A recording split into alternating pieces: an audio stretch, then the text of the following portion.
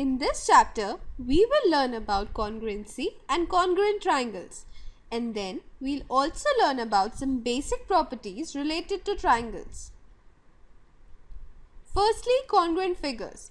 So what does the term congruency mean and what are congruent figures?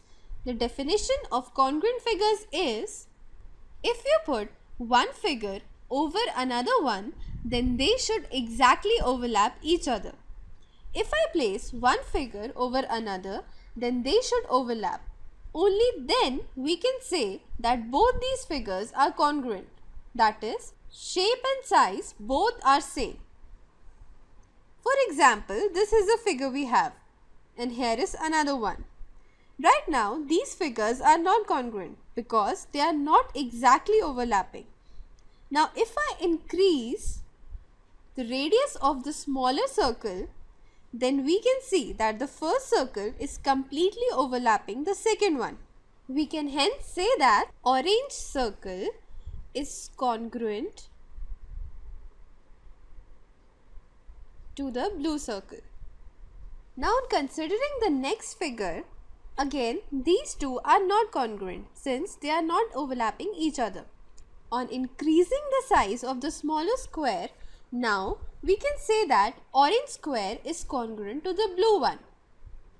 So basically, in order for figures to be congruent, they should completely overlap each other when one figure is put over the another. Let's now talk about congruent triangles. What are congruent triangles? Again, congruent triangles would be the ones which completely overlap.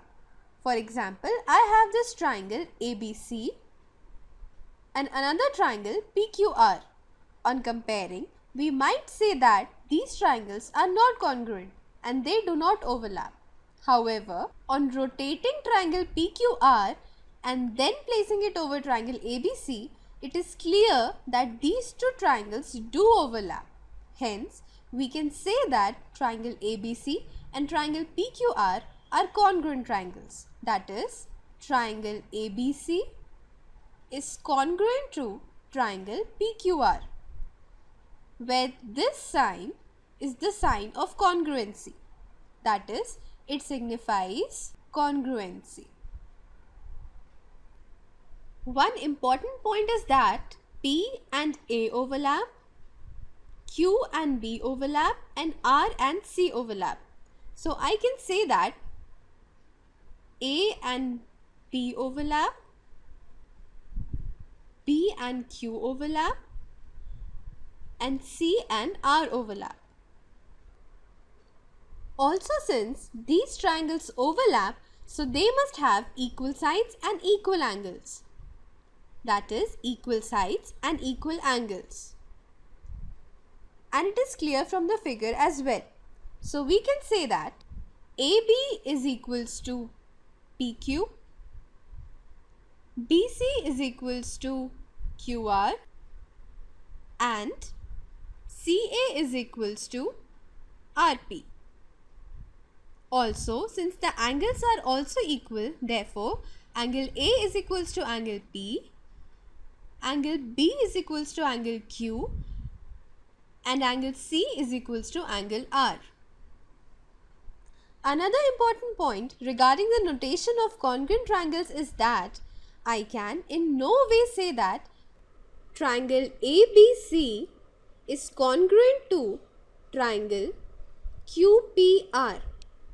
We cannot write it in this way because A should be identical to P, B should be identical to Q, and C should be identical to R. And the order here is wrong. So we cannot represent it in this way. Hence, the order of matching vertices should always be correct.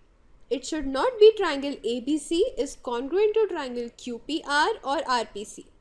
Both these representations are wrong. The equal sides and equal angles must be written in the correct order.